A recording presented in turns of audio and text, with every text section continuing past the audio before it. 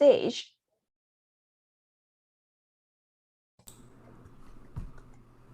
Thank you, Yu Ting, and thank you all so much for being here today. So, the prompt for this speech was tell us about your communication style and how you'd like to improve. And immediately, I remembered a very embarrassing chapter from my personal history. Let me take you back to that moment. The year is 2013. I am 17 years old. I've just graduated high school. And it's time for a graduation party. And my parents are so proud of me. I've managed to graduate with some nice accolades from one of the good high schools in the Cleveland area. I've gotten admission to a very good college on the other side of the country, and they really just want to celebrate. So we go down to the Rocky River Community Center. It's on the outskirts of Cleveland in the suburbs. It's got a nice ballroom type situation, and they rent it out for a graduation party. For the next 2 or 3 weeks, they're completely engrossed in logistics. They are getting catering. They're asking their friends who are from out of town to come in. They're making homemade sweets, buckets and buckets of sweets, because there's 80 or 90 people that are coming for this graduation party to celebrate my graduation from high school. Unfortunately, this whole party is turning into more of a party for the entire Bengali community in the Cleveland area.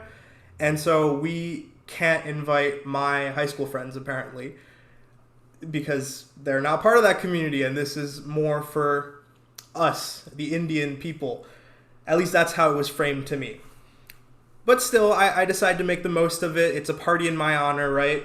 And there are still going to be some people that I grew up with that are my age at the party. And so the day comes, I'm there dressed up, and people my age start filing in, other people I grew up with, and I'm having a good time. We go outside, we play, we kick a ball around, we hang out on the swings, and as more people start coming in, my dad comes out, and he starts like gesturing to me. He says, "Anun, come in, greet the guests." And I say, "Okay, all right, I'll come in." I greet the guests, and then I run right back out because I'm young and I have energy and I want to keep playing. And then 5 more minutes go by and he calls me back in again. Come back in, greet the guests. I go in, I greet some guests, I come back out. This keeps happening. He keeps pulling me in, and I leave again. And eventually he just says, "No, you have to come in and stay." And I start getting very frustrated. This is apparently my party and I don't even get to enjoy it. And then he says, "Play some piano for the people here." Because I've been playing piano my whole life and I'm pretty good at it. And now I feel like a show turkey. I'm getting very frustrated. But I sit down because there's a very nice baby grand and I don't get an opportunity to play one of those very much. So I play it. Everyone seems to enjoy it. They give me some applause. It's nice. And then he hands me a microphone. And my dad says, "Give a speech." And at this point, I'm very frustrated. I didn't get to do any of the things I wanted to do. I didn't get to play with my friends. I've been forced to play piano with very little notice. And I look at this whole crowd in front of me, 80 or 90 people I've grown up with but don't necessarily have one-on-one relationships with. And I look at the mic, and I look at the people, and something just snaps in me. And I start my speech, and I say, "Hi, everybody.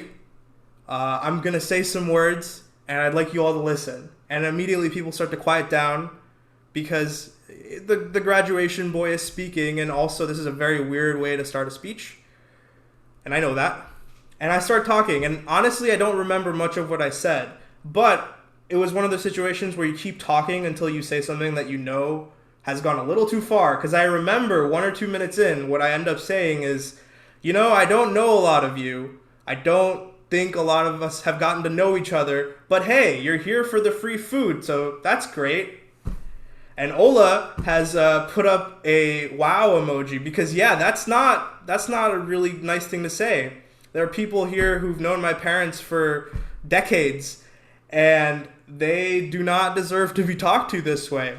But 17-year-old me, I'm about to fly off to Berkeley, and I've really embraced this bohemian spirit. So I'm thinking to myself, yeah, I have just spoken my mind. I've given the people a piece of my mind, power to the people, doesn't matter, I'm not going to see these people again. And I walk off the stage and I hear my dad take the mic and start doing some damage control. He's like, "Oh, I'm so sorry. He's tired.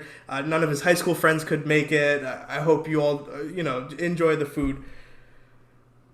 And now I think back to that moment and I am so embarrassed. I hate the way that I talk to those people. These are people who supported my parents. They were there for me in name only. They were there for my parents.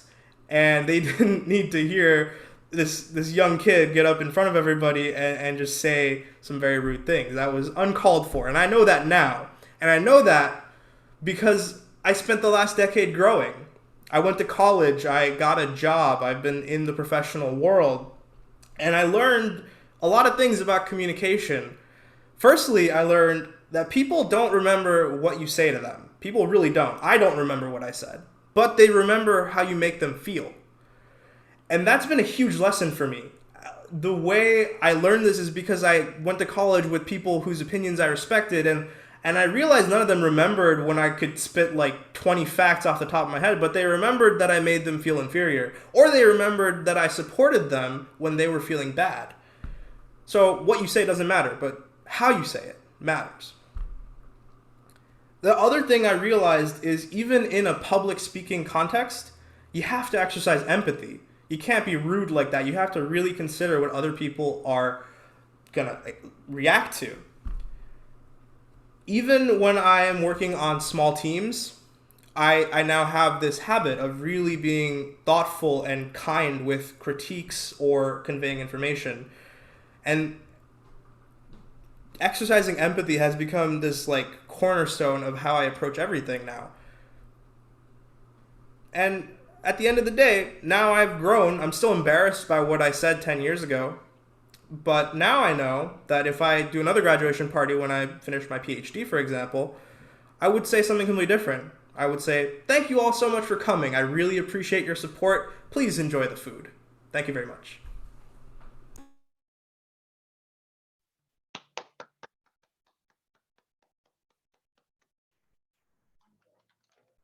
To evaluate a noon speech, we have the one, the only, our president, Luis. Take it away. Anun, great speech. So I'm gonna let everybody know that Anun is actually my mentee. So I always want Anun to be the best that he can possibly be.